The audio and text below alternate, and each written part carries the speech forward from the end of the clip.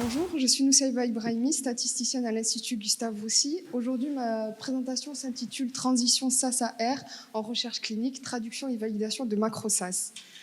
L'Institut Gustave Roussy est le premier centre de lutte contre le cancer d'Europe. Au sein du département de recherche, le bureau de biostatistique et d'épidémiologie a pour mission principale la gestion, le traitement de données et l'analyse statistique des projets de recherche. Donc pour cela, en collaboration avec les data managers, nous les statisticiens sommes amenés à utiliser des bases de données qui sont constituées de différentes tables de données, dont la table événements indésirables que je vous détaillerai plus tard. Et tout ça, ces tables-là contiennent les informations nécessaires des patients pour répondre aux objectifs ou hypothèses des cliniciens. Dans notre service, nous sommes une quarantaine de personnes. La majorité travaille en langage SAS, le reste en R, notamment les nouveaux embauchés. Et dans un futur proche, nous prévoyons de basculer en langage R. Cependant, des macros SAS ont été développés en interne et c'est devenu le standard pour tout ce qui est description des tables cliniques. Et donc, nous avons eu l'idée de développer des fonctions similaires pour éviter cette dépendance au macro SAS et en fait débuter cette transition vers R. Pour cela, nous avons créé un package GRStat qui contient certaines fonctions disponibles sur le CRAN et GitHub.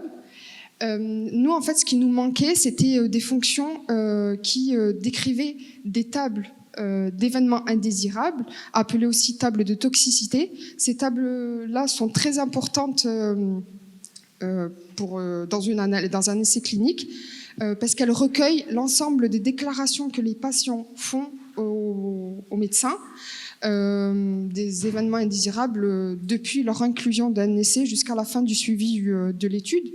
Et donc dans ces tables-là, ce que l'on peut avoir comme information, je veux dire les informations principales, c'est la classe d'organes concernés, donc ça peut être un événement gastrique, cardiaque, cervical, le niveau de gravité, donc là une valeur numérique de 1 à 5, 1 c'est un événement supportable, 5 ça amène au décès. Après, voilà, si cet événement est considéré comme sérieux, grave, est-ce que c'est lié au traitement? Si oui, est-ce qu'il y a eu une action proposée par le médecin, etc. Donc, comme vous pouvez vous en douter, il s'agit d'informations très importantes, notamment pour tout ce qui est nouveau traitement, parce que là, en fait, on touche sur la sécurité du patient. Donc, il est primordial d'avoir une description dans les rapports statistiques de recherche. Donc, nous avons développé deux fonctions, AE-table grade et AE-table soc.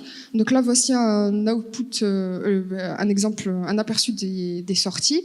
Je vous les ai associés aux macros SAS qui ont été développés en interne.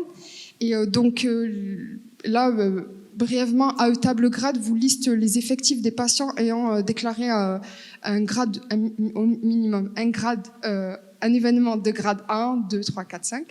Et AE-table soc, c'est un petit peu plus détaillé avec la classe d'organes concernés.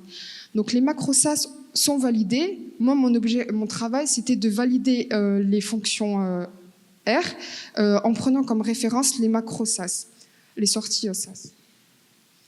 Donc ma phase de validation est composée de deux étapes. L'harmonisation. Donc là, en fait, c'est mettre au même format les deux sorties. Parce que là, on peut voir, hein, ils n'ont pas le même nombre de colonnes, ni le même intitulé, etc. Une fois cette harmonisation faite, on peut passer à la comparaison. Donc là, à vue d'œil, on voit qu'il n'y a pas de différence. Donc dans ce cas-là, on a une juxtaposition des deux tables avec un petit message comme quoi il n'y a pas de différence. Et là, je vous ai simulé juste en imputant une valeur aberrante. On obtient, dans le cas où il y a des différences, les éléments, un tableau récapitulatif avec les éléments pour cibler la différence dans la table R. Cette phase de validation a été testée sur des données cliniques internes, mais également des données simulées en variant les scénarios. En conclusion, on n'a pas relevé des différences importante. Donc, on a validé les fonctions. Et voilà, on a passé à la transition. Ça va nous faciliter la transition R. J'insiste. Merci.